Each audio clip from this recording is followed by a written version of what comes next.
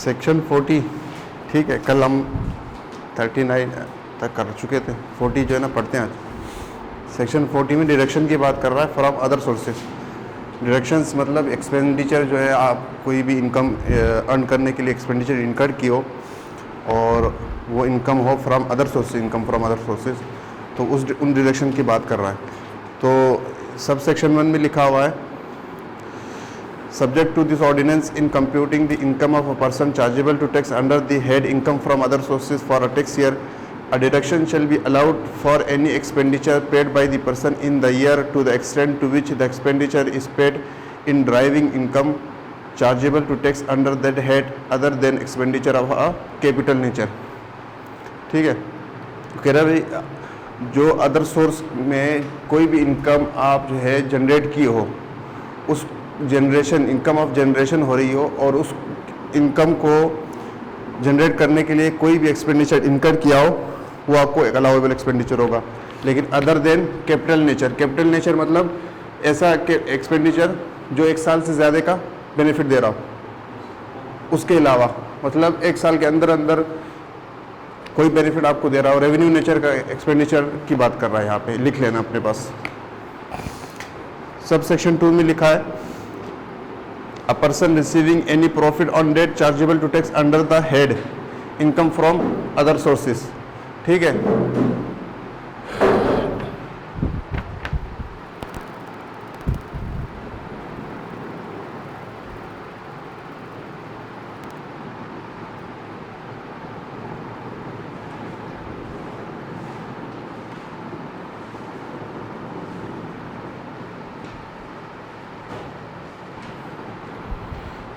Second में क्या लिख रहा है कि इनकम प्रॉफिट ऑन डेट पे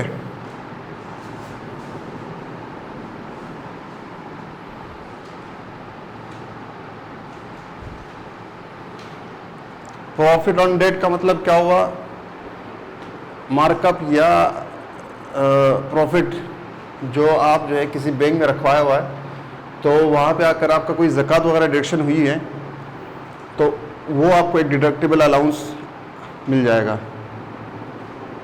दोनों मुख्तलिफ बातें हो गई। कैसे, ये तो इस्लाम में हराम है ज़कात, ये देनी है, ये नहीं देनी, लेकिन एक इनकम टैक्स एक्सपेंडिचर ऑर्डिनेंस आपको कहता है अगर आपका ने यहाँ पे कोई इनकम जनरेट की है, प्रॉफिट ऑन डेट आपको मिला है, तो उसमें अगर कहीं आपकी ज़कात की डिडक्शन हुई है तो वो डिडक्शन आपको ऑर्डिनेंस में भी अलाउ हो जाएगी। सब सेक्शन 2 में ये लिख रहा है, ये बात कह रहा है। ठीक है,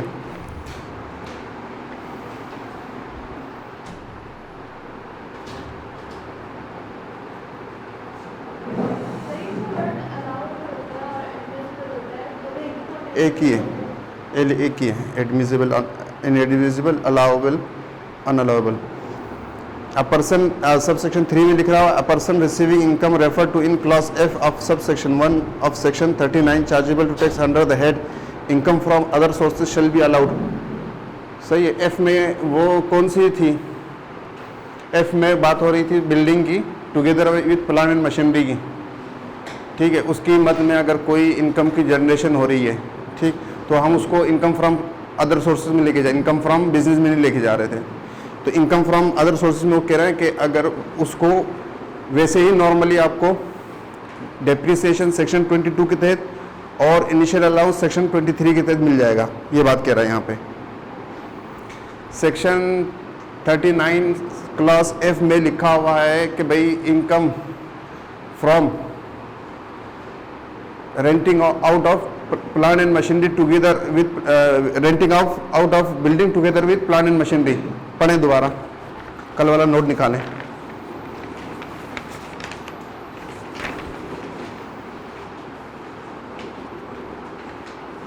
income from the lease of any building together with plant and machinery.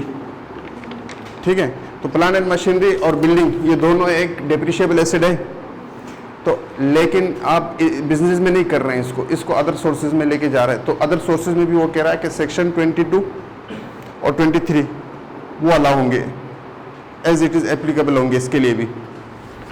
ठीक है, डेप्रिसिएशन वाला सेक्शन 22 का आपका जवाब मिल गया। कल आप बोल रहे थे कि यार उस सेक्शन का यहाँ पे अप्लाई कर सकते नहीं कर सकते, तो यहाँ पे कह रहा है सेक्शन 22, 23 एज इट इज़ यहाँ पे अप्लाई होंगे इसके लिए। ठीक है, ए में लिखा हुआ सेक्शन 22 डेप्रिसिएशन, बी में लिखा हुआ initial allowance section 23 as it is मिल जाएंगे आपको। नो डिडक्शन सब सेक्शन 4 में लिख रहा है आगे, no deduction shall be allowed to a person under this section to the extent that the expenditure is deductible in computing the income of a person under any other head of income. सही है, किसी और head में आपको कोई expenditure मिला हो तो वो आप वहीं लेके जाएंगे, यहाँ मिलेगा आपको, एक हेड में मिलेगा आपको। ठीक,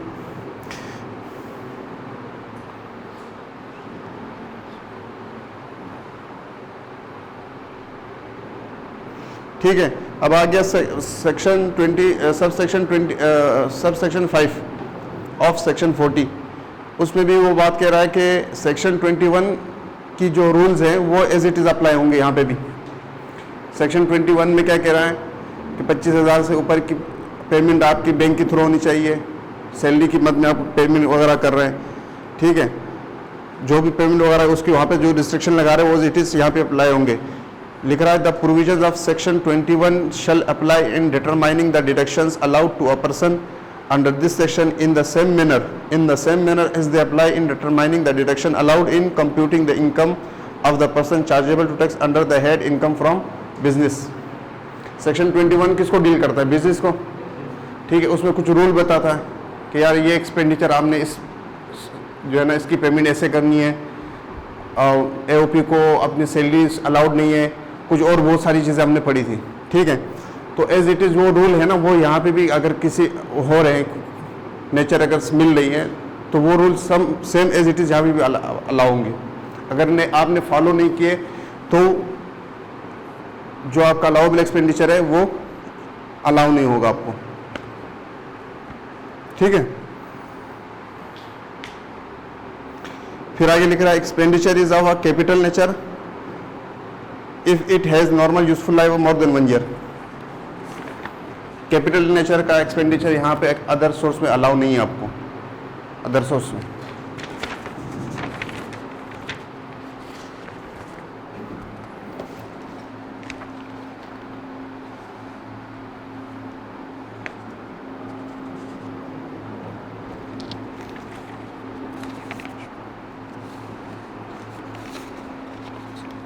सर आज के नोट्स नहीं निकाले?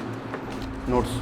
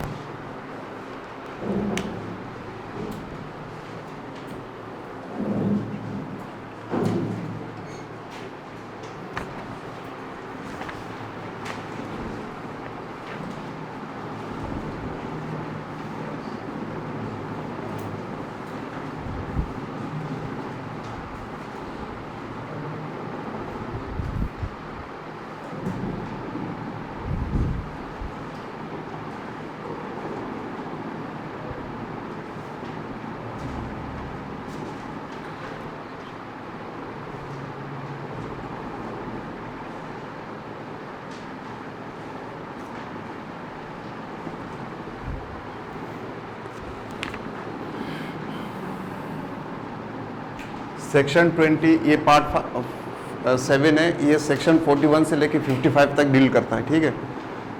और ये सारे एग्जाम्पशंस के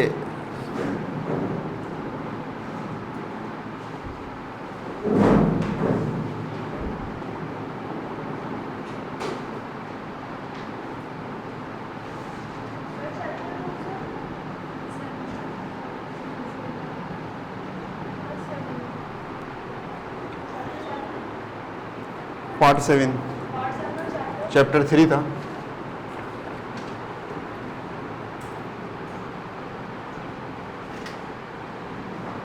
ये जो आपने सिर्फ ये याद रख लेना, इसमें देखें ये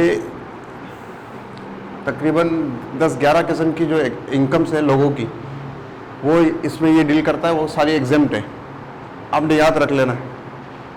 इसमें क्वेश्चन बनते हैं अच्छे खासे, ठीक है, आपने याद रख लेना। एग्रीकल्चर इनकम सेक्शन 41 ये याद रख लेना, सेक्शन 41 एग्रीकल्चर इनकम, और ये क्या है, एग्जाम्प्ट है, ठीक। सेक्शन 41 में हम पढ़ेंगे कि भाई एग्रीकल्चर इनकम क्या क्या है, क्या होती है इसमें हम, ठीक। Section 42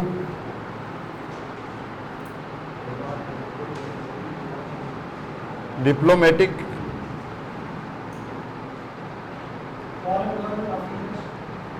and United Nations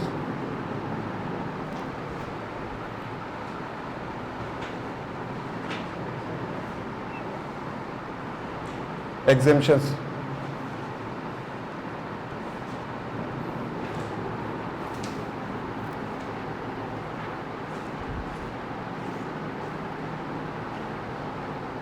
(43) foreign government officials।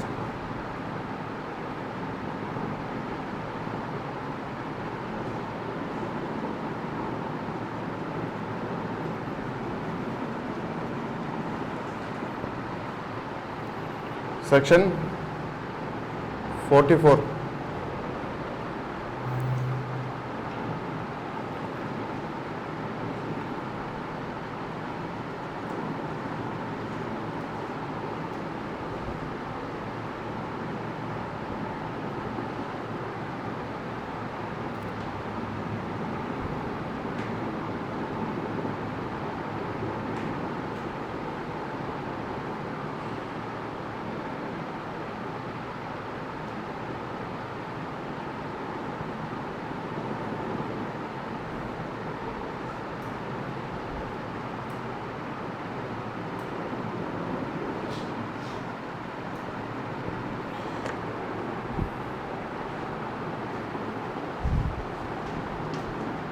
45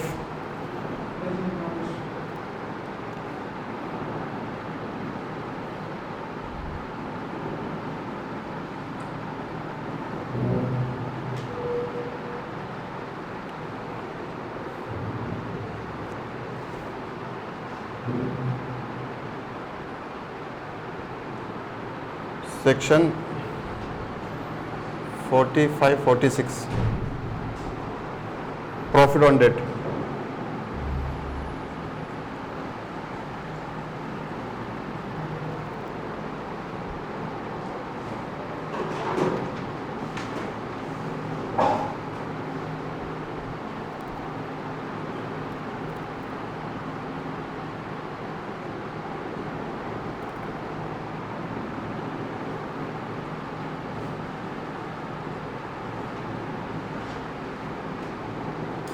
scholarships 47 48 support payment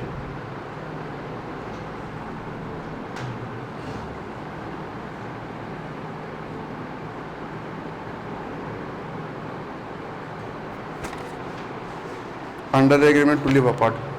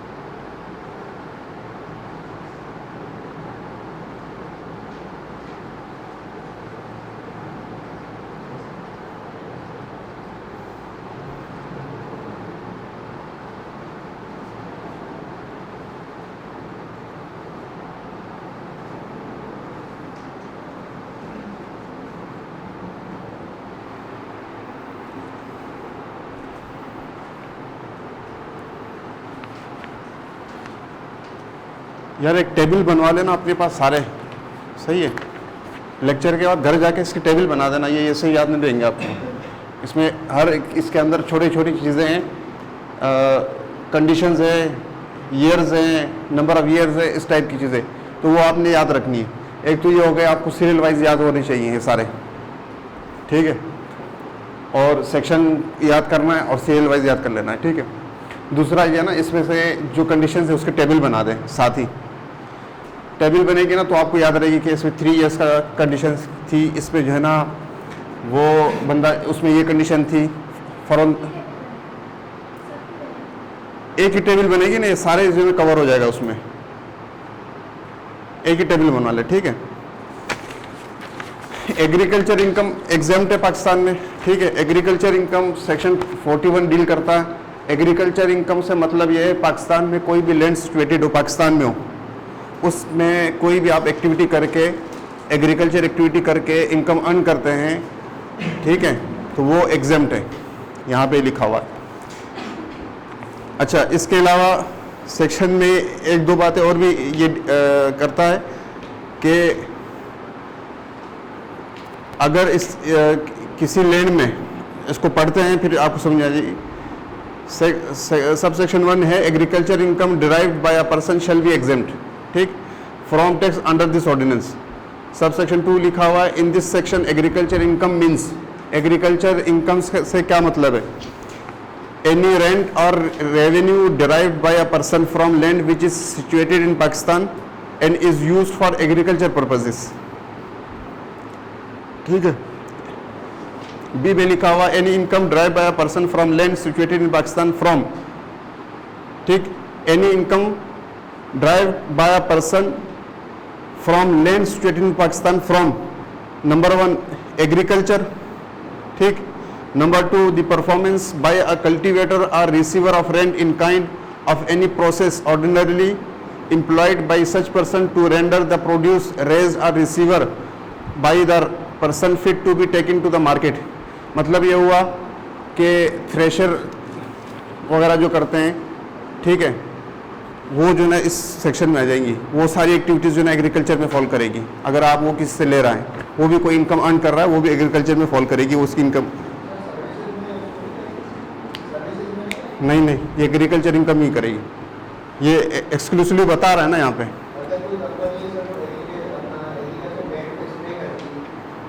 बिल्कुल वही होगी, एग्रीकल्चर में आएगी सर, एग्रीकल्चर में आएगी, इसलिए वो कह रहा है कि भाई ऐसी कोई भी एक्टिविटी जो प्रोड्यूस कर रहे हैं उसको इस कंडीशन में लेकर आना कि भाई मार्केट में उसको बेचा जाए, ठीक है। तो जाहिर सी बात है स्प्रे करना भी उसमें शामिल है, स्प्रे नहीं करेंगे, हाँ बिल्कुल, इंटीरियर में चले जाए तकरीबन सारे लोग ऐसे करते हैं, थ्रेशर वगैरह जो है ना मशीनें, ये अलग लोग होते हैं, किराया देते हैं, ऐसे ही है ना, किलो का भी आ गया, दोनों आ गए, सब सेक्शन 1 और 2 दोनों आ गए, यानी या तो वो पैसे उसको दे देते हैं या जो है ना वो इन काइंड में उसको दे देते पेमेंट, तो वो जो है ना उसकी जो थ्रेशर मशीन वाला है उसकी इनकम बन गई दोनों में, ठीक है। सब सेक्शन 1 और 2 3 में ये चीज़ लिखी हुई है, the sale by a cultivator और रिसीवर। अगर वो प्रोड्यूस कोई सेल कर लेते हैं तो ये सिंपल सी बात है कि भाई सेल से जो इनकम अर्न करते हैं तो वो एग्रीकल्चर इनकम में आ जाएगी आपकी, ठीक है।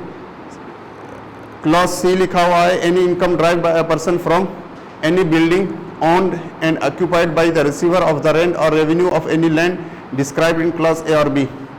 भाई किसी एग्रीकल्चर लैंड में कोई जगह है, उसको आपने किराए पे चढ़ाया हुआ है, जस्ट उससे आप जो है उसको स्टोर हाउस बनाया हुआ है लोगों के लिए, ठीक है, स्टोर हाउस बना के उससे जो है ना वहाँ से गाड़ी लोड होती है, वहाँ पे बैठे हुए, तो वहाँ से भी उससे भी जो इनकम जो अर्न करते हैं वो भी एग्रीकल्चर इनकम में आएगी, ठीक है, जो रेंट आप ले रहे हैं, ठीक है। सुने, लेकिन उसके लिए कंडीशन ये है कि वो उसी ज़मीन की उसमें विसिनिटी में हो, ऐसा ना हो कि आपने भाई ज़मीन आपकी मीरपुर ख़ास में और आप जो है हैदराबाद में, कोई इस तरह नहीं है, उसी विसिनिटी में अगर कोई इस तरह बिल्डिंग है जिससे आप रेंट आउट किया हुआ है ठीक है, जिससे आप इनकम अर्न करते हैं।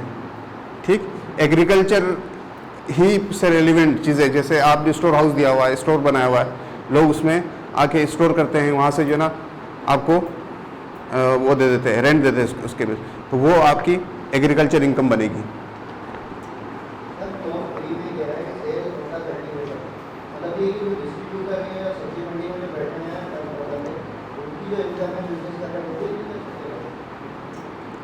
वो नहीं है, पता है क्यों? यहाँ बात कर रहा सेल बाई कल्टीवेटर हो गया या receiver of rent in kind, जो मकाते वाला होता है वो। जितनी भी अंदाजा लाते हैं ना फसल को, फसल की उगाई, ट्रैक्टर चलाना, थ्रेशर वगैरह या मशीन वगैरह चलाना, जो भी अंदाजा आता है वो सब इसमें एग्रीकल्चर में आते हैं। एग्रीकल्चर में आएगी, जो डिस्ट्रीब्यूटर मंडी में आता है वो बिजनेस हो जाता है, वो बिजनेस हो जाएगी सर। ठीक है, उसको मार्केट तक ले जाने तक, सिर्फ मार्केट तक लेकर गए उस जाने तक, या उसकी आपका जो ब्रोकर होता है वह आपसे माल खरीदता है उस तक, वो आपकी एग्रीकल्चर है। उससे बाद जो है एग्रीकल्चर नहीं होगी। ठीक है, दूसरी चीज़, एग्रीकल्चर जो है ना वो हमारा इनकम टैक्स का एम्बिट नहीं है, इनकम टैक्स में वो नहीं करना ना, आपको असेस करते हैं, लेकिन एग्रीकल्चर इनकम आपको शो करनी होती है, एक पार्ट आता है। सही है, मैं आपको हो सकता है आज मैं एक वो दिखा दूँ, रिटर्न दिखा दूँ कि रिटर्न कैसे होती है ना, तो उसमें एक टैब खुलता है एग्रीकल्चर इनकम का, वहाँ पे आपने डालनी होती है और सारा का सारा अमाउंट एग्जाम दिखाना होता है। उसकी एक शर्त है, उसमें ये होता है कि आपने एग्रीकल्चर इनकम टैक्स ऑर्डिनेंस 2001 का सिंध का है, सिंध में अगर आपकी ज़मीन है तो आपने सिंध में एग्रीकल्चर टैक्स पे किया हो, तो फिर ये जो है ना एग्जाम मानी जाएगी। वरना इनकम टैक्स वाले कहते हैं ये एग्रीकल्चर नहीं है, ये तो भाई आप हमें धोखा दे रहे हो, आप जो है ना टैक्स भर दो इस पर, ये कंसीलमेंट ऑफ इनकम 111 सेक्शन लगेगा इसके ऊपर। वो एग्जाम्शन है सिंध में। ठीक है, नहीं नहीं नहीं, ऐसे नहीं है। आपको देखो सिंध में जो है ना एग्रीकल्चर इनकम टैक्स रिटर्न भरनी पड़ेगी, उसके ऊपर इनकम टैक्स देना पड़ेगा सिंध गवर्नमेंट को। एसआरबी वाले लेते हैं ये टैक्स। अगर आपने दिया है, ये काम कर लिए हैं, तो आप वहाँ पे 1 करोड़ दिखा दो या 12 लाख दिखा दो, आपकी एग्जेम्प्ट हो जाएगी। अगर आपने इस तरह ये 2 काम नहीं किए तो वहाँ पे आपकी इनकम जो है कंसीलमेंट ऑफ इनकम में आ जाएगी, 111 सेक्शन लगेगा और ऐड हो जाएगी, उस पर सेक्शन लगेगा। ठीक है, अच्छा section 42 section 42 diplomatic and United Nations exemptions. ठीक है, ये कहता है कि भाई अगर ये जो सिफारतकार होते हैं, ये पूरा मिशन आता है, पूरा इनकी टीम होती है, तो इनकी जो इनकम होती है वो एग्जेम्प्ट है पाकिस्तान में। ठीक है, उनकी इनकम क्या होगी, वो सैलरी उनकी गवर्नमेंट को दे रही होती है, पाकिस्तान नहीं देती, उनकी गवर्नमेंट देती है उनको, तो वो पाकिस्तान में एग्जेम्प्ट है। ठीक है, लिखे है the income of an individual entitled to privileges under the diplomatic and consular privileges act 1972 shall be exempt from tax under this ordinance. सही, इसमें सिर्फ आपने याद रख लेना है डिप्लोमेटिक एंड काउंसलर, बस।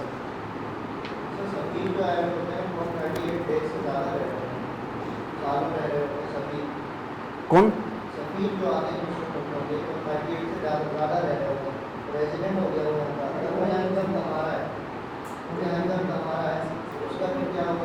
ये बोल रहा है ना, हाँ ना, डिप्लोमेटिक मिशंस में जो भी आ गया, ठीक है, उनके ऑफिशियल्स आगे आ रहे हैं, उनके ऑफिशियल्स भी, ठीक, वो भी एग्जेम्प्ट है।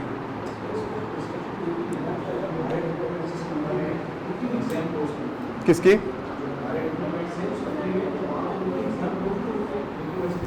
देखिए, इसमें हमारे पास जो है ना ये कंडीशन यहाँ नहीं दी है, ऑफिशियल्स वाले में है, यहाँ पे नहीं है।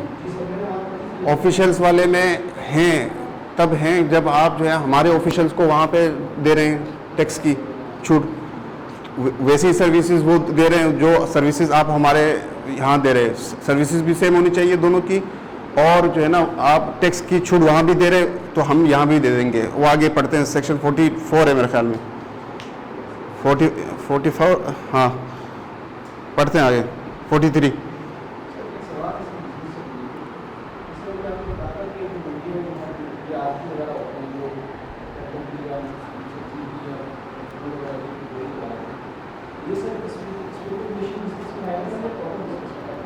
वो बिजनेस में आएगा, नॉर्मल बिजनेस।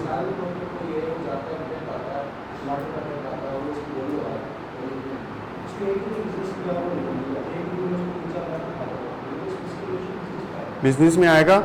देखिए इसमें कंडीशन क्या है ये समझे अपनी कि भाई आप कोई पैरा वर्ड ही उसने कहा कि भाई any income drive from agriculture from land situated in Pakistan, land की बात कर रहा है। कोई एक्टिविटी करके उगाते हैं, उसको काट के बेचते हैं, उस लेवल तक जो है ना ये है आगे उसमें एग्रीकल्चर। आगे जो है ना देखें, आगे फ्रूट का कोई काम कर रहा है या सब्जी का कर रहा है, या जो फ्रूट मंडियों में जो बैठे होते हैं अड़ती जो काम कर रहे होते हैं, बड़े ब्रोकर्स होते हैं, उनका बहुत बड़े काम हो रहा होता है, लेकिन वो जो है ना एग्रीकल्चर में नहीं आएगा।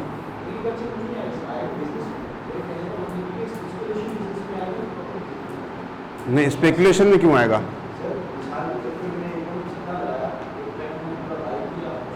स्पेकुलेशन सट्टे का नहीं है, स्पेकुलेशन सट्टे का नहीं है। देखो वो जो है ना डिलीवरी जो है ना एक्चुअल डिलीवरी नहीं हो रही होती है, स्पेकुलेशन दोबारा पड़े उसमें, ठीक है। यहाँ पर तो डिलीवरी हो जाती है, ठीक है, वो आप सट्टा ना कहें ना, सामने है चीज़ें। इतना तो रिस्क हर चीज़ में शामिल है, इतना हर बिजनेस में रिस्क होता है कि यार मैं जो ये काम करूँगा, हाँ रिस्क तो है।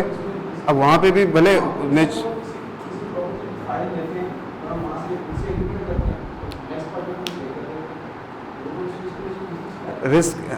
नहीं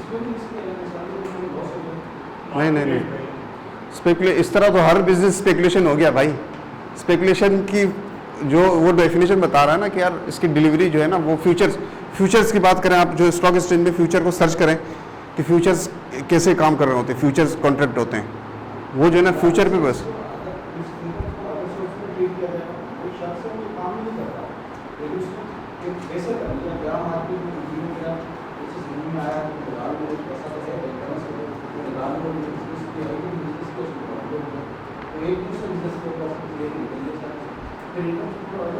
नहीं बिजनेस करेंगे, हाँ बिजनेस होगा।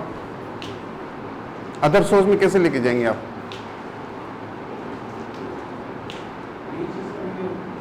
एक बंदा देखिए, एक बंदा जो है ना 10 बिजनेस भी कर सकता है, एक बंदा जो है ना एक बिजनेस भी कर सकता है। ये आप जो है ना ध्यान में रख लें। नेचर आप जैसे फॉर एग्जांपल मेरा प्रॉपर्टी का काम है, मैं प्रॉपर्टी का काम भी कर सकता हूँ, मैं इधर पढ़ाता भी हूँ, मैं जो है ना सैलरी भी लेता हूँ, ठीक है, और मैं जो है ना कोई होटल भी खोल लूँ, ठीक, ये 10 काम मैं कर सकता हूँ। लेकिन मैं इस तरह नहीं कर सकता यार मेरी जो है ना सैलरी इनकम जो है ना मेन सैलरी है और जो है ना ये बाकी जो है ना वो अदर सोर्स में लेके जाऊँ। लेकिन है बिजनेस नेचर समझे, ठीक है। एक बंदा अगर रियल इस्टेट का काम कर रहा है तो वो रियल इस्टेट उसका बिजनेस है। साथ में अगर फॉर एग्जांपल एक बंदा वही बंदा जाके मंडी में जो है ना ये काम भी कर लेता है, ठीक है, वहाँ पे बिडिंग होती है, सब कुछ जो है ना वो लगता है, तो वो काम करता है, तो वो भी उसका बिजनेस हुआ, बिजनेस नंबर 2। वही बंदा जो है ना कहीं जाके भाई कहीं किसी जगह स्टोर खोल लेता है, सुपर मार्ट खोल लेता है, तो वो भी बिजनेस नंबर 3। तो 10 हो सकती है और एक भी हो सकता है, उसमें जो है ना आप कन्फ्यूज़ नहीं हो।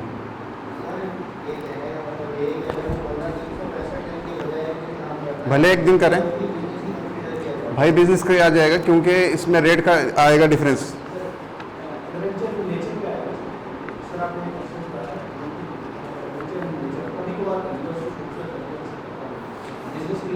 बिल्कुल आएगा। जिस तरह मैंने एक एग्जांपल दी थी कि यार किसी का शौक है भाई पहाड़ों पे जाके पत्थर ढूंढता है, तो वो जो है ना उसका काम है, ठीक है, वो भी उसका बिजनेस माना जाएगा।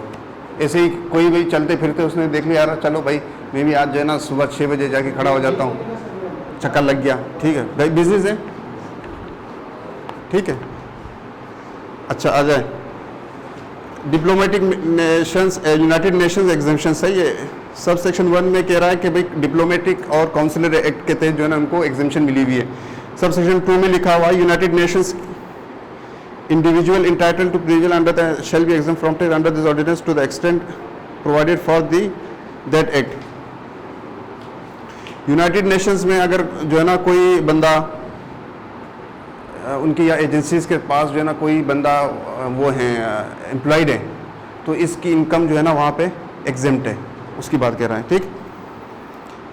डिप्लोमेटिक एंड काउंसलर को हाईलाइट करें और यूनाइटेड नेशंस में बोल्ड किया हुआ है, बस इसको आप याद रख लें, ऐसा ना हो पूछ लें आप फिर भूल जाएं आप, ठीक है।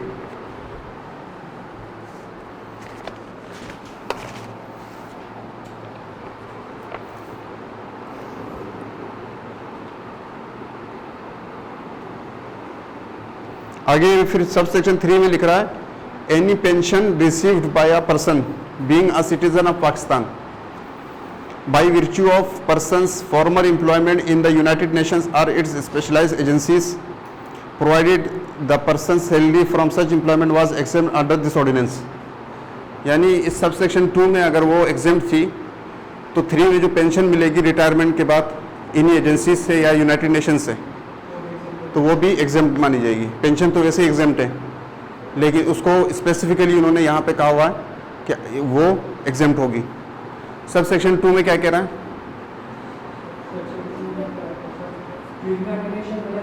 यूनाइटेड नेशन से कोई बंदा, सही है, उसकी इनकम कोई भी हो वो एग्जेम्प्ट होगी। सब सेक्शन 3 में कह रहा है यूनाइटेड नेशन से अगर पेंशन मिल रही हो वो भी एग्जेम्प्ट होगी। हाँ, एग्जेम्प्ट हो जाएगी, बिल्कुल। हाँ, being a citizen of Pakistan लिखा हुआ है।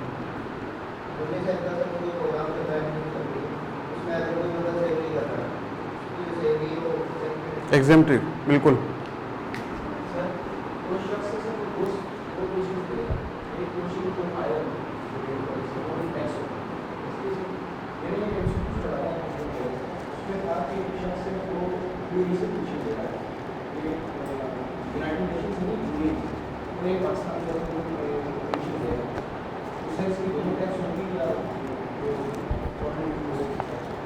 पेंशन का जो रूल है वो पढ़ो, उसमें क्या है, किस चीज़ की बात कर रहा है वो 2 पेंशन की बात कर रहा है मेरा ख्याल, सही है। लेकिन उसमें जो है ना फॉरेन पेंशन का जिक्र नहीं है, फॉरेन सोर्स नहीं है ना, तो फिर आप अपने आप को कॉन्फिडेंट करके कंडीशन देख लो, कौन सी कंडीशन है उसको टिक कर लो, ठीक है ना। रूल देखना पड़ेगा पेंशन का, तो देखते हुए उसमें क्या रूल था पेंशन का। अच्छा, आगे 43 में लिखा हुआ है, foreign government officials any salary, highlight कर लो, एनी सैलरी। भाई ऊपर जो है ना इनकम की बात हो रही थी, पेंशन की बात हो रही थी, ठीक है। इन दो को यहाँ पे हाईलाइट करो। देखो 42 में सब सेक्शन 1 में इनकम की बात हो रही थी, 2 में भी इनकम की बात हो रही थी सब सेक्शन 2 में, और सब सेक्शन 3 में पेंशन की बात हो रही थी। इनको हाईलाइट कर लेना, ठीक है। आगे आ जाए फॉरेन गवर्नमेंट ऑफिशियल्स 43 में, एनी सैलरी हाईलाइट कर लो, received by an employ of a foreign government as remuneration for services rendered to such government shall be exempt from tax under this ordinance, ठीक है। फॉरेन गवर्नमेंट का कोई employ Pakistan में कोई services दे रहा है तो उसकी मद में जो सैलरी वो लेगा वो पाकिस्तान में एग्जेम्प्ट है, ठीक है। लेकिन कुछ शराइत हैं, वो शराइत बता रहा है, क्लॉज ए में लिखा हुआ, provided the employee is a citizen of foreign government not the citizen of Pakistan government, Pakistan, ठीक है। तो उधर का सिटीजन हो, पाकिस्तानी ना हो, ठीक। ऐसे ही the services perform by the employ और of a character similar to those perform by the employ of the federal government in foreign government, और उसकी सर्विसेज उस जैसी हो जैसे हमारा बंदा वहाँ पे फॉरेन में जो है ना सर्विसेज दे रहा है, हमारा कोई बंदा। उसकी मिसाल वही है, ये सिफारती अमला जो होता है, ठीक है, तो उनकी जो ऑफिशियल्स होते हैं उनकी सैलरी की बात कर रहा है यहाँ पे, ठीक। सिमिलर सर्विसेज हो। तीसरी क्या कह रहा है, the foreign government grants a similar exemption to employees of the federal government performing similar services in the foreign country, और फॉरेन गवर्नमेंट भी जो है ना सिमिलर एग्जेम्पशन हमारे एम्प्लॉयज़ को भी दे रही हो। अगर वो हमारी एम्प्लॉयज़ को कोई एग्जेम्पशन नहीं दे रही तो हम भी यहाँ पे नहीं देंगे, ठीक है। ये 3 कंडीशन आप याद रखें। क्या क्या?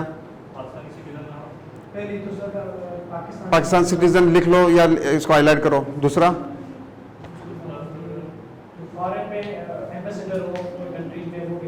सिमिलर सर्विसेज दोनों कंट्रीज में वो सिमिलर सर्विसेज दे रहा हो, सही है, सिमिलर सर्विसेज हो, जो सर्विसेज वो यहाँ दे रहे हैं पाकिस्तानी गवर्नमेंट, तो वहाँ पे भी जो है ना पाकिस्तानी ऑफिशियल्स वहाँ पे भी सिमिलर सर्विसेज दे रहे हो, ठीक है। और तीसरा क्या कह रहा है, सिमिलर एग्जेम्पशंस, फॉरेन वाले भी हमारे एम्प्लॉयज़ को सिमिलर एग्जामेशन दे रही हो तब भी हम देंगे यहाँ पे, ठीक है। यहाँ पे ये क्वेश्चन बनते हैं, इसलिए जो है ना याद करने पड़ेंगे आपको ये चीज़ें। Services perform by the employee are of a character similar to the those perform by the employees of the federal government in foreign country. हमारा कोई भाई बंदा ऐसे ही सर्विसेज वहाँ पे दे रहा हो जो ये बंदा यहाँ दे रहा है हमारे पास। हमारा एक बंदा सिफारती अमले में फ्रांस का एक सिफारती अमला जो यहाँ पे है पाकिस्तान में, तो उनकी दोनों की सर्विसेज सेम हो, ठीक है। सिफारती अमला होगा फॉर एग्जांपल, तो सिफारती अमला जो काम यहाँ कर रहा होता है वो काम हमारे वो वहाँ कर रहे होते हैं, ठीक। इनकी सर्विसेज नेचर क्या होगी, सेम होगी।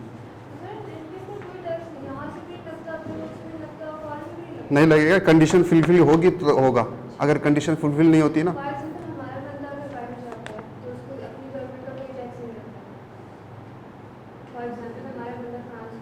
हाँ लगेगी, क्यों नहीं लगेगी? हाँ नहीं, हमने शुरू में पढ़ा था कि फॉरेन रेजिडेंट नॉन रेजिडेंट में की डेफिनेशन में कि government officials is resident irrespective of his presence in Pakistan whether और नॉट, ठीक है। वो रेजिडेंट तो था और सैलरी भी पाकिस्तान सोर्स सैलरी थी उसकी, फॉरेन सोर्स सैलरी नहीं है, वो पाकिस्तान सोर्स सैलरी है, तो वो जो है ना टैक्सेबल होगी, टैक्स कटेगा उस पर।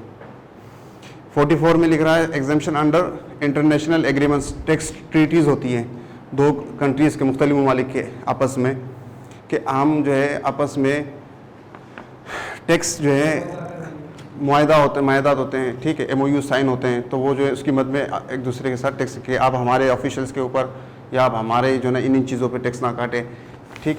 और ऐसे ही वो कह रहा है कि भाई जो है एक गवर्नमेंट दूसरे को कहती है, वो उनको कहती है, वो आपस में जो है ना तय करते हैं इन चीज़ों पे या इन ऑफिशियल्स पे, इन बंदों पे जो ना अब हम टैक्स नहीं काटेंगे आपस के, एक दूसरे कर लेते हैं, ठीक है, हो जाती है, ठीक है। ये सेक्शन 44 टैक्स ट्रीटी, इसको वो करें, any Pakistan source income, any Pakistan source income, ठीक है, इसको हाईलाइट करें, Pakistan source income which is Pakistan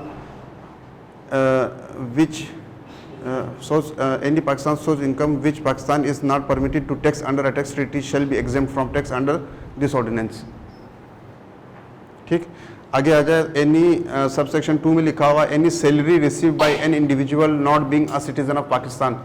any salary received by an individual not being citizen of Pakistan shall be exempt from tax under this ordinance to the extent provided for in an aid agreement between the federal government and a foreign government or public international organization, ठीक है, वो भी agreement के तहत हो, ठीक। अब public international organisation WHO भी हो सकता है, यूनिसेफ भी हो सकता है, यूनाइटेड नेशंस भी हो सकता है, ठीक है, या फॉरेन गवर्नमेंट भी हो सकती है, उसके साथ कोई एग्रीमेंट हुआ हो, तो foreign Pakistan source income, any salary received by an individual not being a citizen of Pakistan shall be exempt from tax, ठीक है।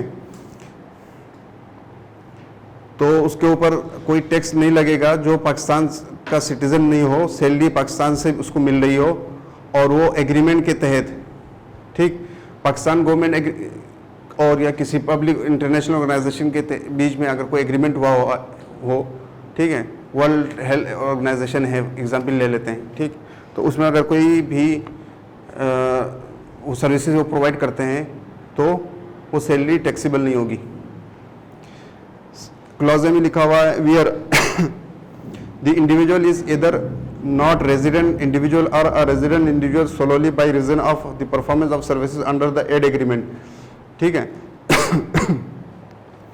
तो वो जो है ना बंदा रेजिडेंट हो या नॉन रेजिडेंट हो, लेकिन वो जो सर्विसेज दे रहा है पाकिस्तान में वो जस्ट इसलिए आया हुआ है पाकिस्तान में कि वो जो है एग्रीमेंट की मद में जो सर्विसेज को पाकिस्तान में प्रोवाइड करनी है उसके लिए आया हुआ है पाकिस्तान में, सिर्फ और सिर्फ सोलोली उसका रीज़न यही है प्रेजेंस होने का, ठीक। कंडीशन 1 बता रहा, दूसरा कंडीशन बता रहा है if the aid agreement is with foreign country the individual is a citizen of that country, ठीक है। तो कह रहा है कि भाई अगर फॉरेन कंट्री से आपका कोई इस तरह मुआहदा हुआ है तो वो जो आपका एग्रीमेंट होगा, वो जो बंदा होगा जिसको आप जो है टैक्स की छूट दे रहे हैं, तो वो उस सिटीजन होना चाहिए उस कंट्री का,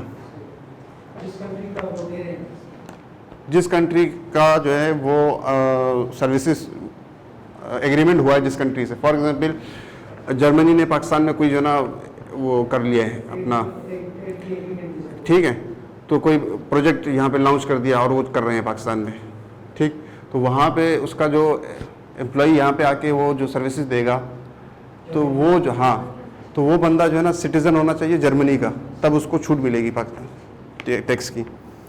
सी में लिखा हुआ है the salary is paid by the foreign government और public international organisation out of funds और grants released as aid to Pakistan in pursuance of such agreement.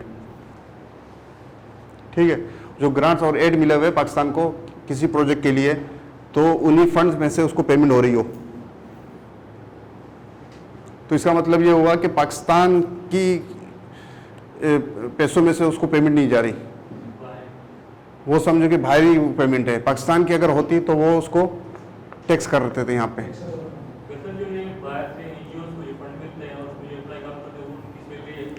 वो एग्रीमेंट होगा तो होगी। देखो एनजीओ जो है ना, सुने, वो जैसे इनकी बहुत सारी एजेंसीज होती है, एनजीओ को मैंने नहीं देखा, एनजीओ को नहीं होती, जैसे यूनिसेफ का कोई इदारा है,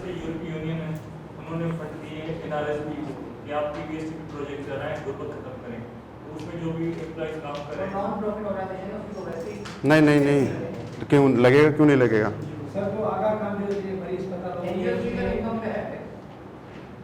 है क्यों नहीं, उसके सर्टेन एग्जेम्पशंस है और वो कंडीशंस है, उसके बाद जो है ना उसको छूट है।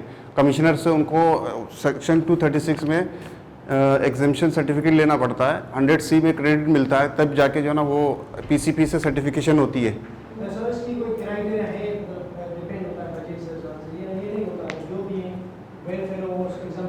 नहीं नहीं नहीं नहीं, इस तरह नहीं है, वेलफेयर में मैंने बहुत काम किया है, मुझे पता है इसका, वो नहीं है इस तरह। Section 236 sub section 36 of section 2 या पढ़े, ये ना नॉन प्रॉफिट ऑर्गेनाइजेशन को डील करता है, ठीक है। फिर सेक्शन 100C इसको डील करता है, उसमें बहुत सारी कंडीशंस है, वो आपको सारी फुलफिल करनी है। सबसे मुश्किल condition PCP, Pakistan centre for philanthropist, एक सेंटर है, वो जो है ना इनको अप्रूव करता है। अप्रूव मतलब वो आके उनके ऑडिट करते हैं, देखते हैं कि भाई वो अपना एम एंड ऑब्जेक्टिव ऑब्टेन कर पा रहे हैं, नहीं कर पा रहे हैं, फिर उनको जो है ना सर्टिफिकेशन मिलती है। कमिश्नर जो है ना वो कहता है कि भाई वो पीसीपी की सर्टिफिकेशन ले आओ पहले हमारे पास, फिर जो है ना उसको वो मिलती है, ऐसे नहीं है।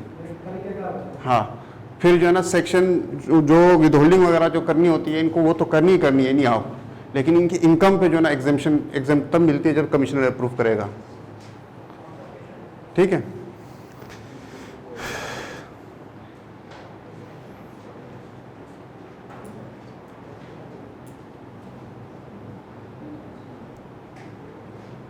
अच्छा, फिर सब सेक्शन 3 में लिख रहा है any income received by a person not being a citizen of Pakistan engaged as a contractor, consultant और expert on a project in Pakistan shall be exempt from tax under this ordinance to the extent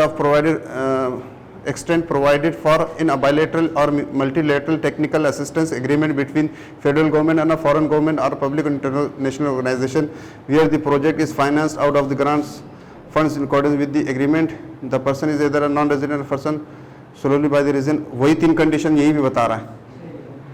उधर क्या कहता है, employee था, salary obtain कर रहा था ऊपर वाले सेक्शन में, इसमें क्या है, इनकम है, कॉन्ट्रैक्टर है, कंसल्टेंट है, इस टाइप की जो बंदा है वो यहाँ पे इसकी इनकम आ जाएगी।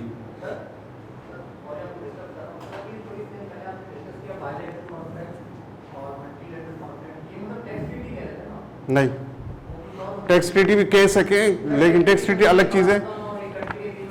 देखिए वो जो एग्रीमेंट है ना वो किसी प्रोजेक्ट के लिए है, 2 कंट्रीज के बीच में, स्पेसिफिक प्रोजेक्ट के लिए,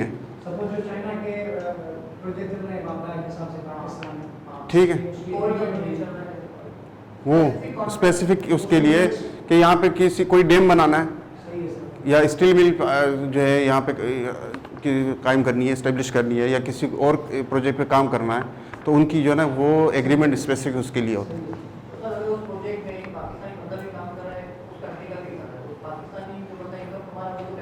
टैक्सेबल है बिल्कुल, नहीं है,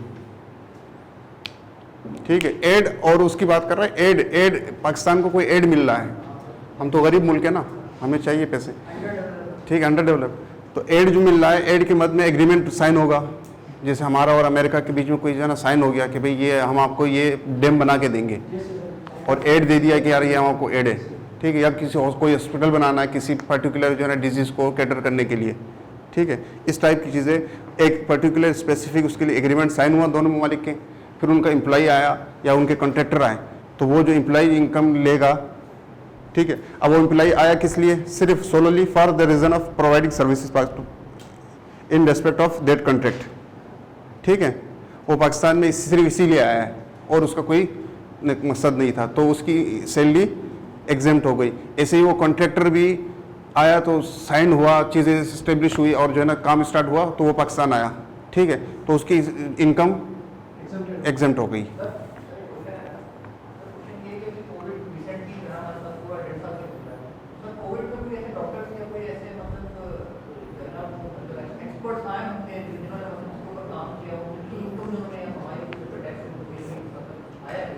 नहीं भाई, ये तो पूरे वर्ल्ड में था, वो यहाँ क्यों आएंगे? देखिए, अगर किसी पर्टिकुलर एग्रीमेंट की बात कर रहे हैं, एड मिला है किसी पर्टिकुलर सेक्टर पे, XYZ कुछ भी हो सकता है, ठीक है, ठीक है, एड भी मिला है और पाकिस्तान में गुर्बत को कैटर करने के लिए पैसे मिले हैं, एग्रीमेंट साइन हुआ है दो ममालिक के दरमियान या किसी भी पब्लिक इंटरनेशनल ऑर्गेनाइजेशन के बीच, तो उसकी मद में अगर कोई एम्प्लॉई पाकिस्तान आता है तो वो जो सैलरी होगी या उसकी जो इनकम होगी, ठीक है, तो वो एग्जेम्प्ट होगी। अब उसमें जो है ना अगर कोविड के लिए आए हुए हैं, भाई आप साइन किया है किसी ने कुछ, तो वो जो है ना उसमें फॉल करेगा, नहीं आया तो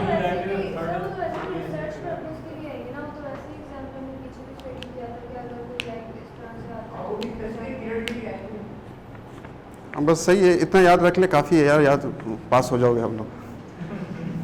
प्रेसिडेंट्स ऑनर, ठीक है, प्रेसिडेंट अगर किसी को कोई allowance attach to any honour award और medal awarded to a person by the president of Pakistan shall be exempt from tax. कोई अलाउंस, पैसे, अवार्ड, मेडल, कोई भी इस टाइप की चीज़ जो प्रेसिडेंट किसी को दे देता है तो वो क्या हो जाएगी, एग्जेम्प्ट है, उसके ऊपर कोई टैक्स नहीं है, ठीक है। Any monetary award granted to a person by the president of Pakistan shall be exempt. Monetary award भी हो गया, ऊपर जो है ना allowance attach to any honour award और मेडल, और इन काइंड भी हो गया, इन कैश भी हो गया, इन काइंड भी हो गया, दोनों हो गए, ठीक है। तो दोनों जो है ना अगर इस टाइप की कोई चीज़ है वो एग्जेम्प्ट है फ्रॉम टैक्स।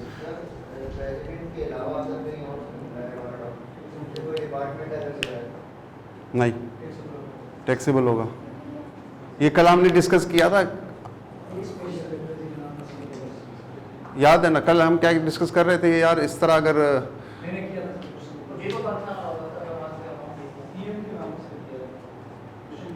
PM क्या था और एक और भी था, हमने डिस्कस किया था कि यार इस तरह अगर किस, हाँ, बाबर आजम वाला एग्जाम्पल दी थी हमने कि वो उसकी सोर्स ऑफ इनकम ही यही है ना यार, वो बैटिंग करेगा, अच्छा खेलेगा तो मिलेंगे पैसे, अगर वो पैसे खेलता ही नहीं, ठीक है, वो तो उसकी है ना FDR इनकम। हाँ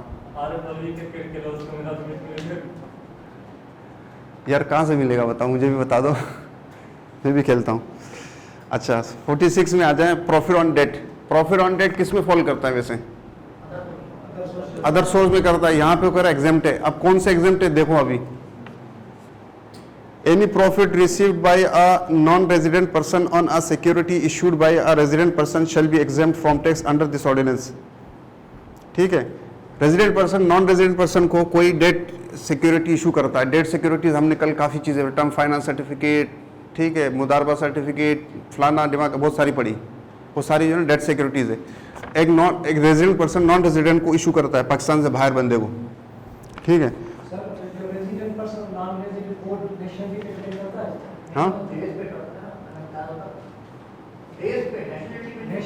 नहीं नहीं नहीं, नेशनलिटी नहीं है, डेज है, डेज है, वो भी जो है ना काफ़ी, अब वो कहा कि 120 दिन प्रेजेंट ईयर में हो और 365 दिन पिछले 4 सालों में अगर मिला के 3 सालों में। देखो एक कंडीशन थी 183 डेज और मोर वो रहा हो, दूसरी कंडीशन थी कि भाई वो पाकिस्तान में 120 डेज इस साल में रहा है, 120 डेज, ठीक है, और पिछले 3 सालों में मिला के 365 दिन पाकिस्तान में रहा है, तो भी रेजिडेंट कहलाया जाएगा सर। ये दूसरी कंडीशन है। एक तीसरी भी थी शायद, 2 ही थी, वो irrespective of his physical presence, वो जो है ना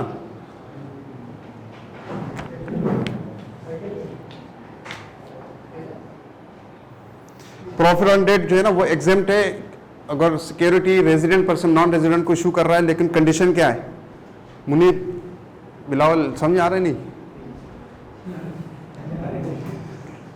सही है, ठीक है। वियर दोनों पर्सन आपस में एसोसिएट ना हो। भाई एसोसिएट की डेफिनेशन पढ़ लेना आज जाके, सब बड़ी डेफिनेशन है, कौन कौन से लोग आपस में एसोसिएट है, ठीक है। ये एसोसिएट की डेफिनेशन सेल टैक्स में भी है, इनकम टैक्स में है, दोनों, ये आप पढ़ लेना कल आज जाके।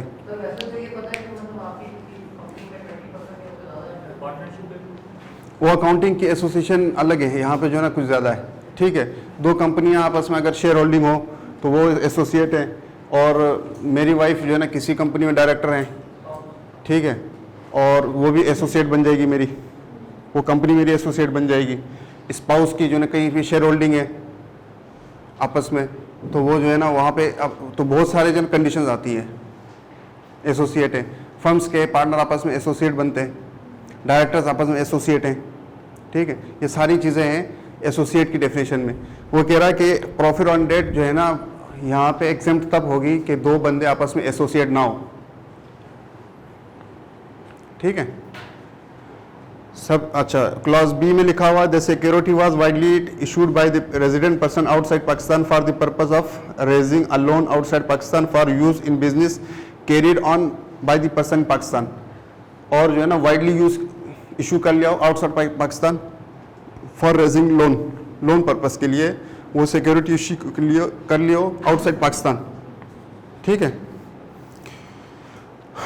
और किस पर्पस के लिए? बिजनेस के लिए, बिजनेस के लिए सिक्योरिटी इशू किया हो लोन लेने के लिए आउटसाइड पाकिस्तान, और for what? For conducting business in Pakistan. The profit was paid outside Pakistan, और प्रॉफिट जो आप पे करेंगे वो भी आप जो है ना आउटसाइड पाकिस्तान पे करेंगे, पाकिस्तान में पे नहीं करेंगे, इस तरह नहीं। ये सारी कंडीशन मीट होगी तब जो है ना प्रॉफिट ऑन डेट एग्जेम्प्ट होगा, वरना नहीं। और डी में लिखा हुआ है the security is approved by the board for the purpose of this section. Board मतलब फेडरल बोर्ड ऑफ रेवेन्यू उसको अप्रूव करे। इन्वेस्टमेंट आ रही, आपके डॉलर आ रहा है, हाँ आपके पास डॉलर आएगा, डॉलर से मतलब ये है कि भाई आपका रूपी जो है ना स्ट्रांग हो जाएगा, ठीक है। अच्छा 47 scholarship. Any scholarship granted to a person to meet the cost of the person's education shall be exempt from tax under this ordinance other than where the scholarship is paid directly or indirectly by an associate। यहाँ पे भी an associate आ गया। For example वो भी वो नहीं, वो perquisite में आ जाएगी, ठीक है। अगर एम्प्लॉय को अगर वो भी हो जाएगी। और एग्जाम्पल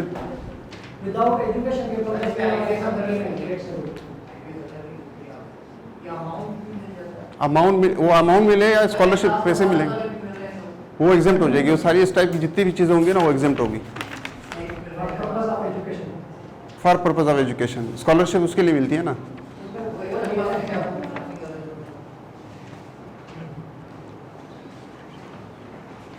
स्कॉलरशिप, ठीक है।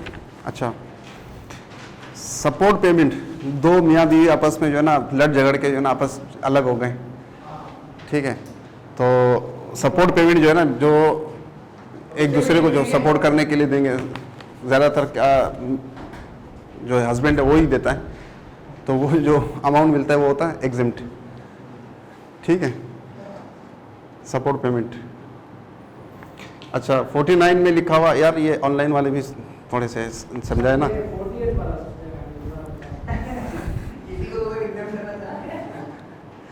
Support payment under an agreement to live apart, any income receive by spouse as support payment, spouse मियाँ बीवी हो गए, support payment under an agreement to live apart, ठीक है। उन्होंने कहा कि हमारी राय जुदा, अब हम जो है ना साथ नहीं रह सकते, अलग अलग, तो कोर्ट ने मैटर डिसाइड किया और अलग कर दिया, और पेमेंट आप लोग मंथली इनको देनी है। ये भी होता है ना, या लमसम मिलता है, लमसम अमाउंट मिल जाता है, या फिर जो है ना मंथली आपने, यार ये इस तरह है कोर्ट के मैटर्स में अक्सर, क्योंकि मुझे नहीं है, अल्लाह का शुक्र है लेकिन जो है इस तरह होता है कि जो बच्चे अगर मदर के पास है तो उनको पालने के लिए फादर ने पैसे देने पड़ते हैं उनको, और वो जो है जो पेमेंट आप देते हैं वो एग्जेम्प्ट होती है, वो सपोर्ट पेमेंट है। हाँ हाँ, वो मिलता नहीं है, लेकिन इस तरह देखे मेरी बात सुन, वो डाइवोर्स होती है ना, वो अगर मियाँ बीवी तगड़ी पार्टियां हो ना तो वो ले लेते हैं एक दूसरे से, वो जो है ना कोर्ट में जो है ना एक दूसरे को टफ टाइम देते हैं, ऐसा नहीं होता। ये हमने जो है ना ज़्यादातर जो लोगों की, हाँ जो जनरल पब्लिक है ना वो तो गुर्बत में डूबी हुई है, इसलिए जो है ना हम नहीं मिलती, ठीक है। तो बस इस टाइप की कोई भी चीज़ मिलती है वो क्या होती है भाई, एग्जेम्प्ट है, आपने ये याद रख लेना। 49, federal government, provincial government, local government, इनकी इनकम जो है ना वो है एग्जेम्प्ट, ठीक है। लेकिन आगे क्या कह रहा है सब सेक्शन 2 में कि प्रोविंशियल गवर्नमेंट और लोकल गवर्नमेंट पाकिस्तान में अगर कोई एक्टिविटी करते हैं, ठीक है, और वो बिजनेस की एक्टिविटी में फॉल करती है और outside their jurisdiction area, jurisdictional area, ठीक है। सिंध का प्रोविंस कहाँ तक है? सिंध का प्रोविंस जो है सखर से आगे भी उबाड़ो तक, फिर इस तरफ जो है ना कश्मीर तक है, ठीक है। तो सिंध गवर्नमेंट जैकमाबाद तक जो है ना ये काम कर सकती है, अपने उसमें बिजनेस करें, वो एग्जेम्प्ट है, ठीक है। प्रोविंशियल हो सिंध गवर्नमेंट, फेडरल की जो है ना वो तो है ही एग्जेम्प्ट, उसने कह दिया, लेकिन वो सब सेक्शन 2 में कह रहा है the income of provincial government, local government in Pakistan shall be exempt from tax under this ordinance other than income chargeable under the head income from business drive by a provincial government और local government from a business carried on outside इस jurisdictional areas.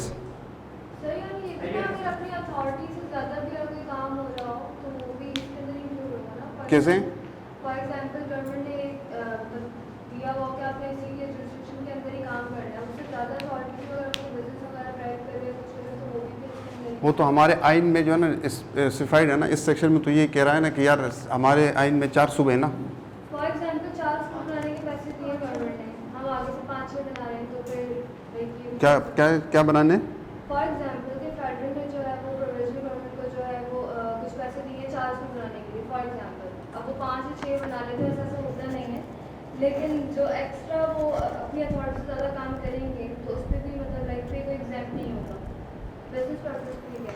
वो कह रहे हैं ना कि यार business अगर आउटसाइड जुरिस्डिक्शनल एरिया कर रहे हैं तो वो जो है ना टैक्सेबल होगा, एग्जेम्प्टेड होगी, और आउटसाइड जो है ना वो टैक्सेबल। सिंध गवर्नमेंट पंजाब में कोई प्रोजेक्ट करती है वो जो टैक्सेबल हो जाएगी। दोबारा पढ़ें आप सब सेक्शन 2 को, the income of provincial government और local government in Pakistan shall be exempt from tax under this ordinance other than income chargeable under the head income from business derived by our provincial government or local government, ठीक है, from business carried on। तो इसका मतलब क्या हुआ, income from business जो है वो भी एग्जेम्प्ट है अगर वो अपनी जुरिस्डिक्शनल एरियाज में कर रहे हैं तो।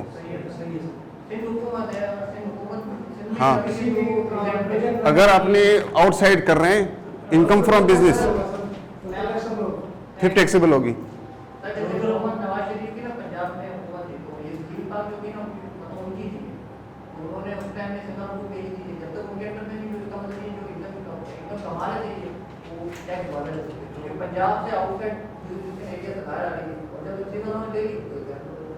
यार यहाँ पे गवर्नमेंट की बात हो रही है, नहीं झील पाक गवर्नमेंट के पास थी क्या? गवर्नमेंट थी।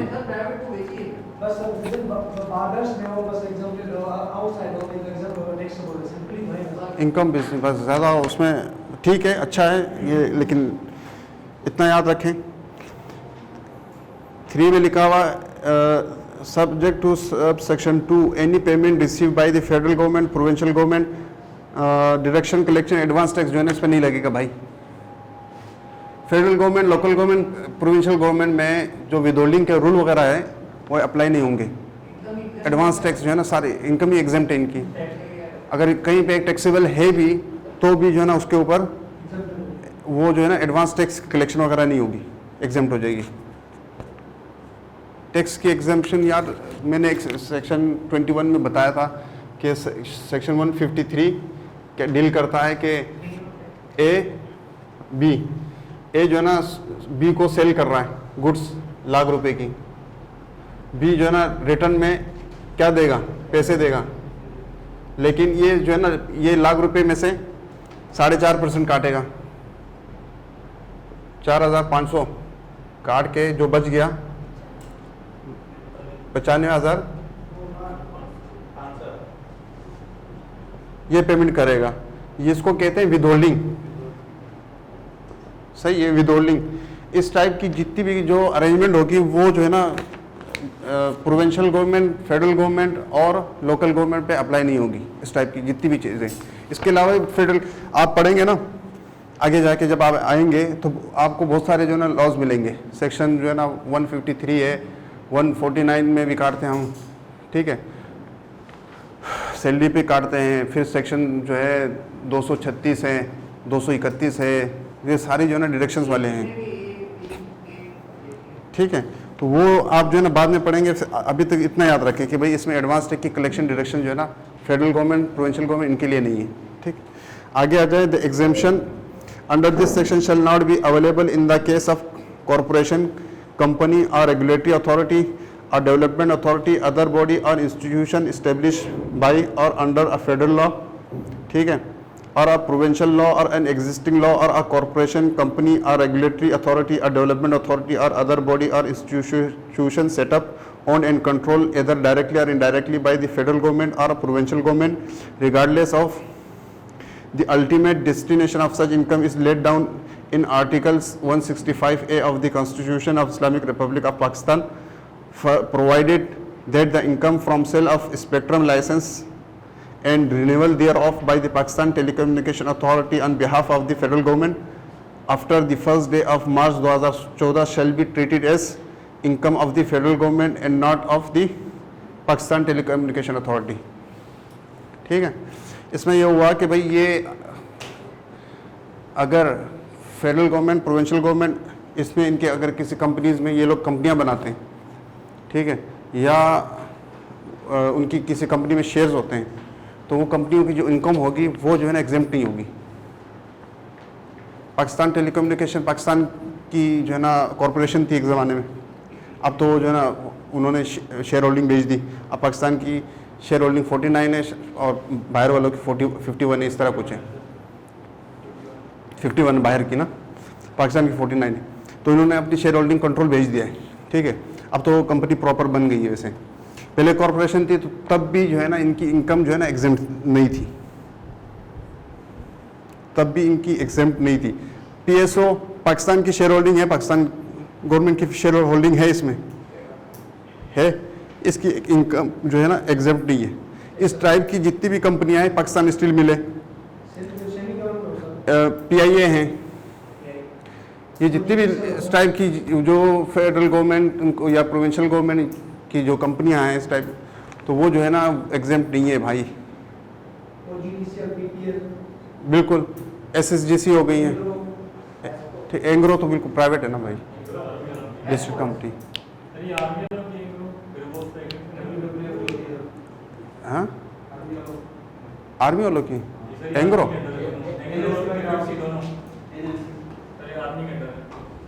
भले हो, लेकिन नहीं है।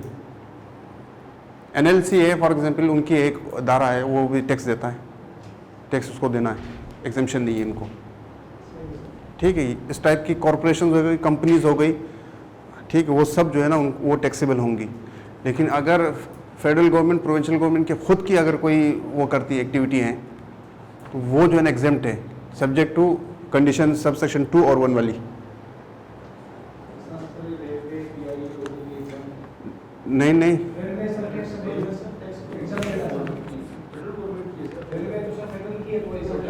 वो डायरेक्ट फेडरल गवर्नमेंट उसको संभाल रहा है। हाँ ठीक है पीआईए नहीं है भाई, नहीं प्राइवेट कॉरपोरेशन है। पीआईए जो है ना अब तो उसको बना रहे थे ना पाकिस्तान इंटरनेशनल एयरलाइन, अब जो है ना उसको कॉरपोरेशन बनाया, अभी बनाया है। पहले भी जो है ना ये वो नहीं थी, कंपनी थी ये जो ना उसमें है पाकिस्तान एसएससीपी के पास रजिस्टर्ड है। हाँ स्टॉक एक्सचेंज में नहीं, एसएससीपी। हाँ सर इसका जो मेन क्रक्स है जो सीमित जो भी गवर्नमेंट बॉडीज हो वो जो सर टैक्सेबल होगी, जो गवर्नमेंट होगी वो टैक्स गवर्नमेंट ओन डायरेक्टली जो खुद चलाती है तो वो तो हो गई, निकल गई उसमें। ठीक है सही है।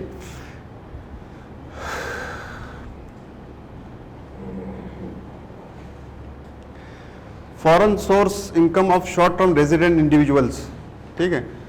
Subject to subsection 2, the foreign source income of an individual who is resident individual solely by reason of the individual's employment and who is present in Pakistan for a period of or periods not exceeding 3 years shall be exempt from tax under this ordinance। जो पाकिस्तान में 30 साल से ज़्यादा present ना हो और वो पाकिस्तान में merely due to his employment, he is present in Pakistan, सही है, वो पाकिस्तान में एम्प्लॉयमेंट की ही गर्ज से आया हो और 3 साल से ज़्यादा नहीं हुए हो तो उसकी जो फॉरेन सोर्स इनकम होगी फॉरेन में वो एग्जेम्प्ट होगी, उसके ऊपर कोई टैक्स नहीं होगा। ठीक है, ये शॉर्ट टर्म रेजिडेंट है, foreign source income of short term resident. ठीक, अच्छा सेक्शन, अच्छा ये सब सेक्शन 2 में लिख रहा है this section shall not apply to any income drive from business of the person establish in Pakistan. अगर वो पाकिस्तान में कोई बिजनेस करता है तो उसको टैक्स देना पड़ेगा। ठीक है, अच्छा बी में लिख रहा है any foreign source income broad into और received in Pakistan by the person, और कोई भी इनकम जो पाकिस्तान में लाएगा या रिसीव करेगा पाकिस्तान में या बाहर से लेकर आएगा तो वो भी टैक्सेबल होगी।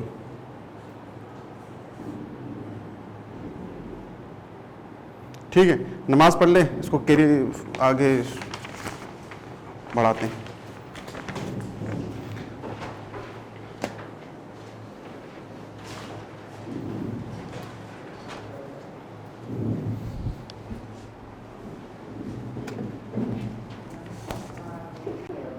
टू 242 नहीं है, 140 जो सिलेबस का पार्ट है। इसमें बता दीजिए तो फ्लेक्सिबल को है ना, सिलेबस का पार्ट कितने हैं सर? सिलेबस का पार्ट जो है ना चैप्टर 3 है जिसमें जो है ना हम तकरीबन कवर कर चुके हैं, ये पार्ट 7 चल रहा है इसका। हाँ 9 से 65 तक।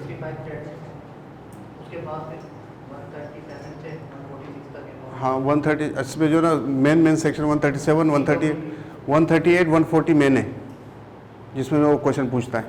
हाँ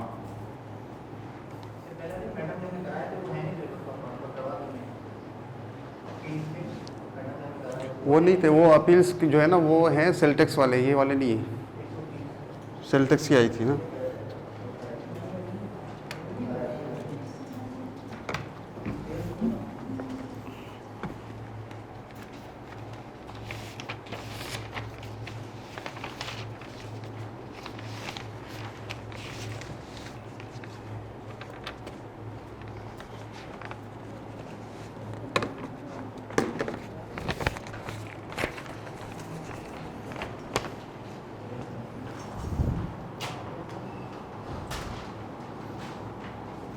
फिफ्टी 51 में foreign source income of returning expatriates, जो पाकिस्तानी जो आते हैं परदेसी कहते हैं जिनको एक्सपेट्रिएट्स, तो उनकी इनकम जो है फॉरेन सोर्स इनकम की बात कर रहे हैं यहाँ पे।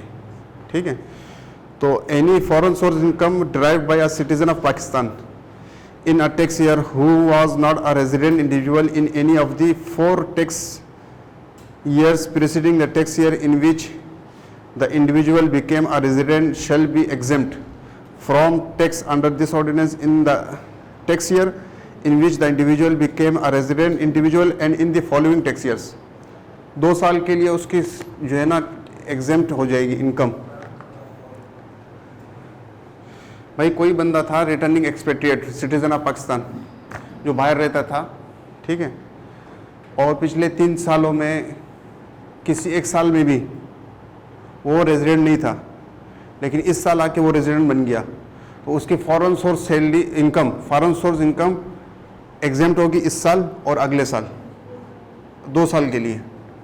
दोबारा पढ़ें।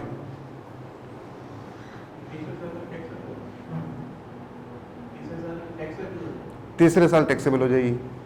फॉरेन की बात कर रहा है, एक चीज़ फॉरेन से सोर्स इनकम की बात कर रहा है, नंबर 1 नंबर डाल दे इसके ऊपर, फॉरेन सोर्स की बात कर रहा है।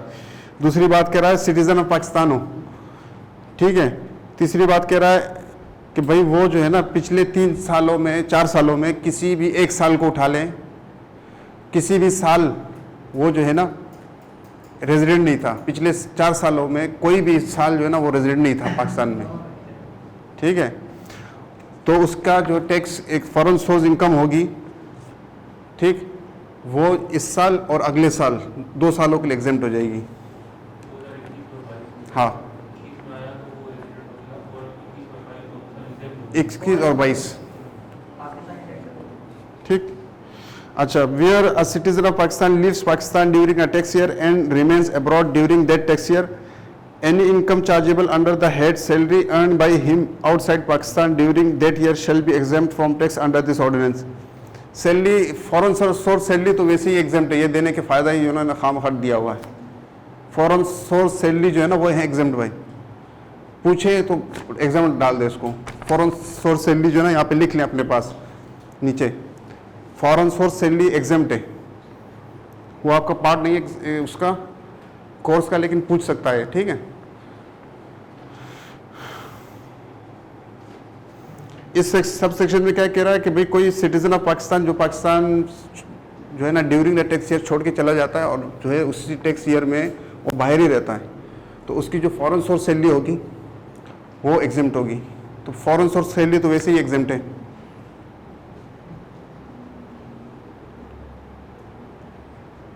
ठीक। 53 में लिखा हुआ है exemptions in tax concession in the second schedule. भाई एक जो है समझे, एक सेक्शन 40 से लेके 55 तक जो है ना ये जो है ना कंसेशंस और एग्जेम्पशंस को डील करता है सेक्शन, और ऐसे ही सेकंड शेड्यूल इनकम टैक्स का वो 3-4 उसमें पार्ट है, 4 पार्ट है। उसमें रिडक्शन से रिड्यूस रेट भी है, कंसेशन जो है फुल एग्जेम्पशंस भी हैं, और एग्जेम्पशन फ्रॉम स्पेसिफिक प्रोविजंस भी है। 4 पार्ट है उसके, 3 या 4 पार्ट, ठीक। तो वो भी जो है ना एग्जेम्पशंस को डील कर रहा होता है सेकंड शेड्यूल को, और ये भी डील कर रहे होते हैं, ठीक है। अब वो ये जो सेक्शन दे रहा है ना वो कह रहा है कि भाई वहाँ पे भी अगर आपको कोई रिडक्शन, रिड्यूस रेट और जो है ना एग्जेम्पशन, कंसेशन वहाँ पे मिलती है तो वो अप्लाई होगी यहाँ पे भी एज इट इज़, वही एप्लीकेबल होगी शेड्यूल में। समझ में आ गई? नहीं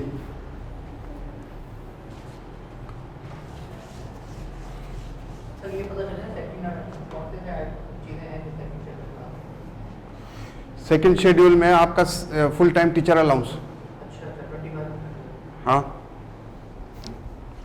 फुल टाइम टीचर अलाउंस वो जो है ना आपको सेकंड शेड्यूल में मिलेगा, ठीक है। वो आपको एक रिडक्शन मिली हुई है, ठीक है। तो वहाँ पे आपको जो ना कोई टीचर है तो वो जो है सेकंड शेड्यूल में दी हुई है। इनके अलावा अगर वहाँ पे अगर कोई एग्जेम्पशन किसी भी बंदे को मिली हुई है सेकंड शेड्यूल में तो वो भी जो है ना एप्लीकेबल होगी। तो ये सेक्शन 53 डील कर रहा होता है। टैक्स क्रेडिट मिलेगा या एग्जेम्पशन मिलेगी? भाई एग्जेम्पशन भी है और वहाँ पे क्रेडिट भी है और रिड्यूस रेट भी है, ठीक है।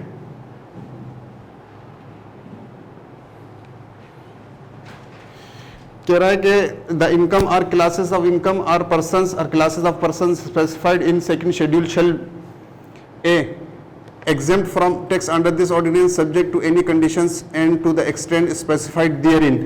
वहाँ पे जो भी कंडीशन दी हुई है वही लगेंगी, ठीक। बी में लिखा हुआ है subject to tax under this ordinance at such rates which are less than the rates specified, reduce rate आ गए।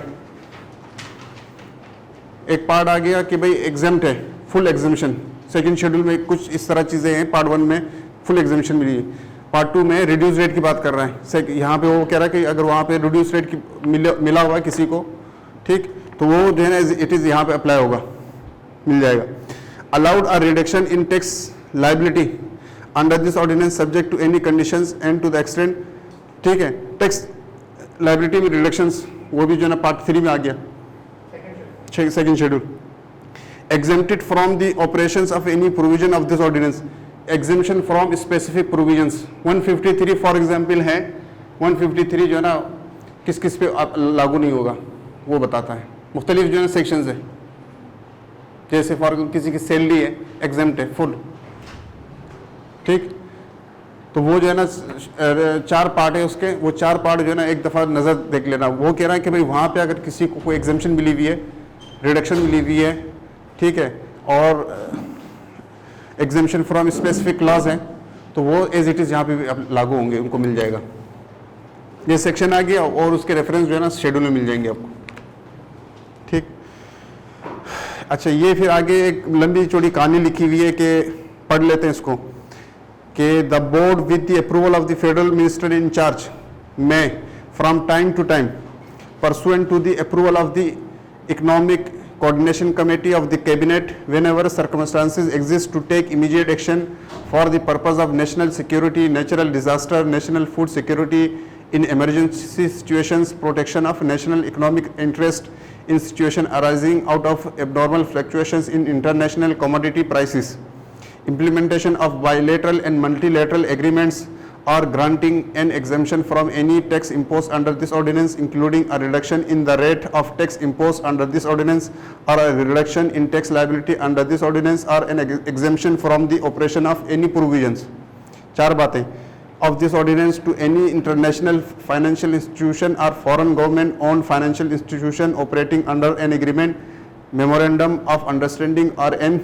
other arrangement with the government of Pakistan by notification official gazette make such amendment in the second schedule by, ठीक है। वो second schedule में भाई board जो है with the approval of the minister in charge, जो आपका शौकत तरीन है साहब है, फाइनेंस मिनिस्टर से, ठीक है, और with the economic ECC coordination committee होती है, ठीक है, कैबिनेट की, वो अप्रूव करेगी, तो वो जो है ना सेकंड शेड्यूल में टाइम टू टाइम चेंजेस कर सकती है। सेकंड शेड्यूल में किसी को किसी भी स्पेसिफिक जो है पर्सनस को, क्लास ऑफ पर्सनस को स्पेसिफिक जो है ना इशू को एड्रेस करने के लिए किसी को एग्जेम्पशन दे दी, किसी को रिड्यूस रेट दे दिया, दे सकती हैं। उसकी जो है ना वो कह रहा है कि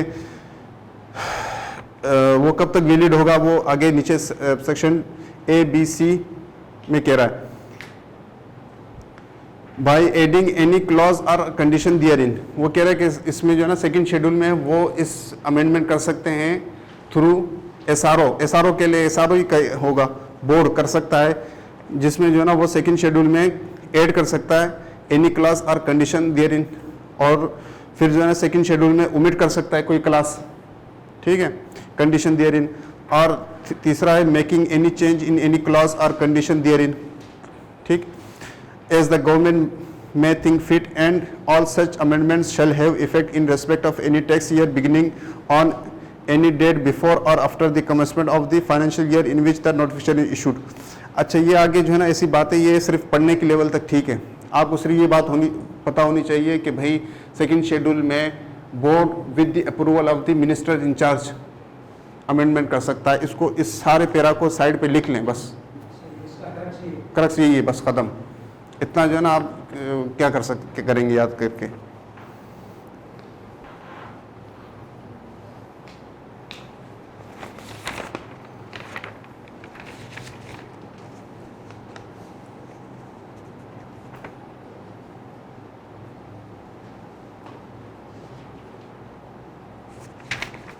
अच्छा, आगे लिखा है 54 में exemptions any tax provisions in other laws, no provision in any other law providing for. भाई ये कानून जो है ना टैक्स की एग्जेम्पशन, रिडक्शन, ठीक है, रिड्यूस रेट, या जो है एग्जेम्पशन फ्रॉम स्पेसिफिक क्लॉज, ये जो 4 काम सिर्फ ये जो इनकम टैक्स ऑर्डिनेंस आपको दे सकता है, इसके अलावा कोई भी कानून पाकिस्तान में आपको नहीं दे सकता। इनकम टैक्स के अलावा कोई भी आपको कोई किसी भी टैक्स से छूट नहीं दिला सकता कि यार मुझे आइन में जो है ना उसको छूट दी हुई है, नहीं, इस तरह कुछ भी नहीं है, ठीक है। No provision in any other law providing for, ITO देता है और भी सेल्फ टैक्स ये ऑर्डिनेंस की बात कर रहा है, ऑर्डिनेंस की बात कर रहा है, ठीक है। आईटीओ आईटीओ सेल टैक्स भी नहीं है यहाँ पे, सेल टैक्स अलग है, हाँ, ठीक है। ये 4 बातें आ गई। इसमें कह रहा है एग्जेम्पशन फ्रॉम स्पेसिफिक प्रोविजन हो, और exemption from any tax impose under this ordinance, reduction reduce rate हो गए, रिडक्शन इन टैक्स लायबिलिटी हो, और फिर कह रहा है कि exemption from provision of any provision of this ordinance, ठीक है। ये 4 बातें, 4 क्लॉजेज हैं, ये जो है ना 4 पार्ट है उसके, सेकंड शेड्यूल के 4 पार्ट है, ये 4 पार्ट की बात कर रहा है।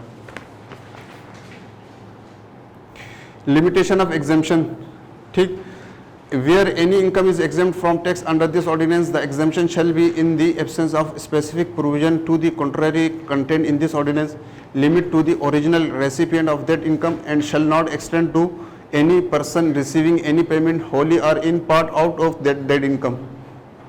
सही है, exemption अगर किसी बंदे को मिली हुई है, ठीक है, तो वो लिमिटेड उसी को मिलेगी, उसके साथ जो है ना किसी और बंदे को जो है ना नहीं मिलेगी, अगर उसके बिहाफ पे पार्ट रिसीव जो है ना पेमेंट रिसीव कर रहा है तो। इसका मतलब ये है लिमिटेशन ऑफ एग्जेम्पशन।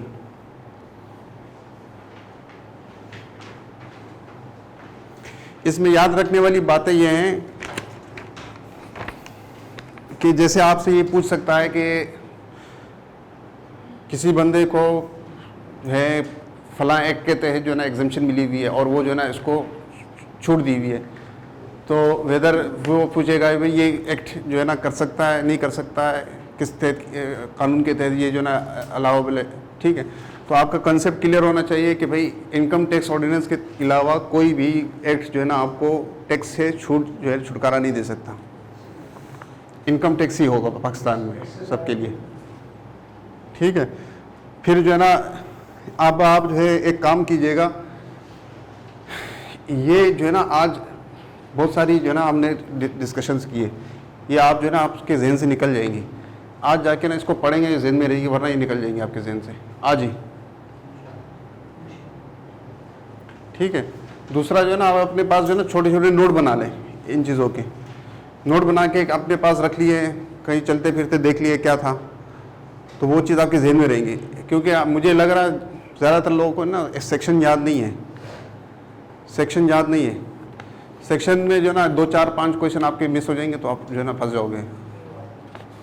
सेक्शन जो है ना आप जो है ना याद कर लीजिएगा, फिंगर टिप से होने चाहिए। ये सेक्शन जो है ना यहाँ से स्टार्ट है, अब आपको याद हो जाएंगे तो सर इसकी एक और ट्रिक है।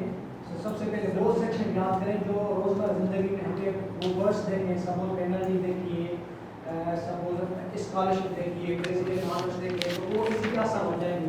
उसके बाद रिमेनिंग है उसके लिए ज़्यादा थोड़ी एफर्ट करनी पड़ेगी, जो मजीद डिफिकल्ट है उसके लिए और मजीद। हाँ बिल्कुल, ये जो अगर अपने रोज़मर्रा एग्रीकल्चर रोज़मर्रा की चीज़ें आप याद कर सकते हैं, 41 से स्टार्ट है।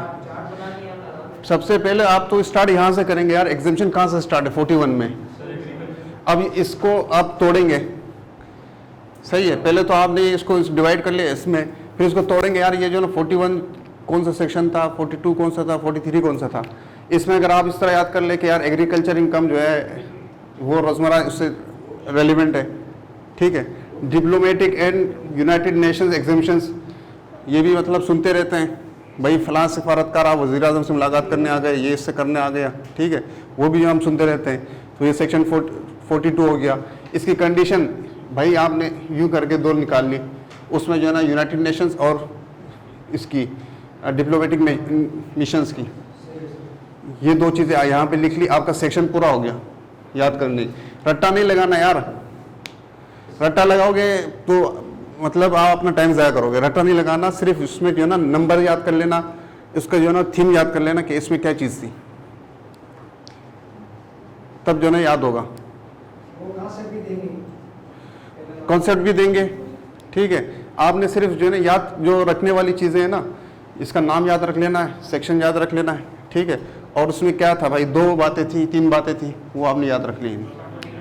उसकी एक छोटी सी जो है ना अपने पास, जैसे मैंने आपको नोट दिए हैं, उसके साइड पे आपने जो है ना उसकी लिख ली है कि यार इसमें सब सेक्शन में टी में ये बात थी, इसमें ये बात थी, इसमें ये बात थी, इसमें ये बात थी। जब आप रिवाइज करने बैठोगे 2 मिनट लगेंगे, आपको पता ही नहीं लगेगा। सर उसकी रेंज में याद करें तो बहुत आसान हो जाएगी, ये पता चल जाएगा कि कौन से एग्जाम्प्टेड है, 41 से लेके 50 तक एग्जाम्प्टेड है। 41 से 55 तक, यानी कि 51 तक तो मेन वही है। रेंज को हाँ। उसको का पता होगा तो आसान हो जाएगा। आपको पता होना चाहिए इस सेक्शन से इस सेक्शन तक जो है ना हमारे एग्जाम्प्ट है, हम उसको इस तरह याद कर सकते हैं, ठीक है। 56 से 65 तक जो है ना हमारे पास रिबेट, लॉसेस और जो है ना क्रेडिट्स वगैरह हैं, ठीक है। तो हम जो है ना इसको डिस्कस करेंगे तो उसको भी तोड़ देंगे। 9 से लेके 11 तक तो वो टैक्सेबल इनकम, टोटल इनकम, ये चीज़ें। फिर 12 से लेके 40 तक कितने हो गए, वो हैं 5 हेड हो गए अपने।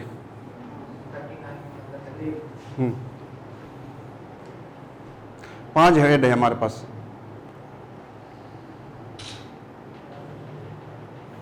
दूसरा ये है कि आप जो है ना डेली बेसिस पे पढ़ेंगे तो याद रहेगी, वरना जो है ना ये एक लॉ है, दिमाग से निकल जाती है भाई, ये फिर जो है ना आप बोलोगे यार क्या पढ़ाया था। तो ये आज ही आपने पढ़ना है जाके, और इसको जो है ना अपने पास जो है ना याद रखने के लिए 2-3 जो बातें होती है हर सेक्शन में, सब सेक्शन में, वो लिख लेनी है। आप लिखोगे तो मुझसे जो है ना लिख के दे दे कि आपसे ज़िंदगी में नहीं भूलेंगे। अगर आपने ऐसे ही छोड़ दिया, यार हो गया पढ़ा दिया, यार ताहिर साहब आएंगे वो जो है ना हमें पास कराएंगे, उसमें जो ऐसा नहीं होगा भाई, ठीक है। एफर्ट्स आपने खुद करनी है, अभी आपके पास टाइम है, ठीक है। आप जितनी जो है ना एफर्ट कर सकते हैं लगाएं, आपके पास महीना है, बहुत अच्छी अपॉर्चुनिटी है, टैक्स डिपार्टमेंट में आप आ रहे हैं, और इसको अगर मिस कर गए फिर मेरे ख्याल में कोई 8-10 साल लगेंगे कि इंस्पेक्टर्स की जो है ना पोस्टें आएंगी, तो आप जब तक जो है ना बूढ़े हो चुके होंगे तब आपके पास कोई चांस नहीं होगा। अभी अपना टाइम जो है ना इसको यूटिलाइज करें, इफ़ेक्टिवली फ्रूटफुल बना लें। फ्रूटफुल कैसे बनाना है यार, आपने जो है ना ऐसा नहीं यहाँ रट लगे हुए हैं, रट्टे लगा रहे हैं, ये कर रहे हैं, वो कर रहे हैं, ऐसा नहीं। सबसे पढ़ाई का अच्छा टाइम क्या है, सुबह का,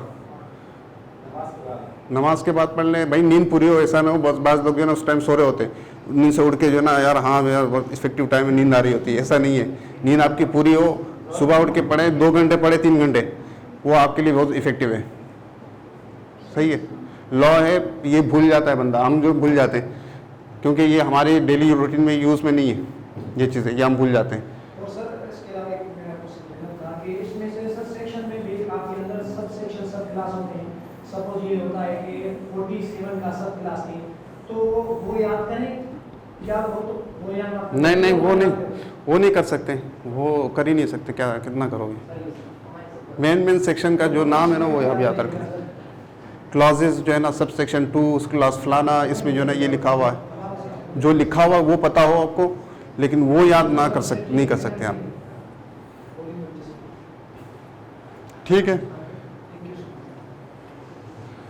ठीक है, थैंक यू।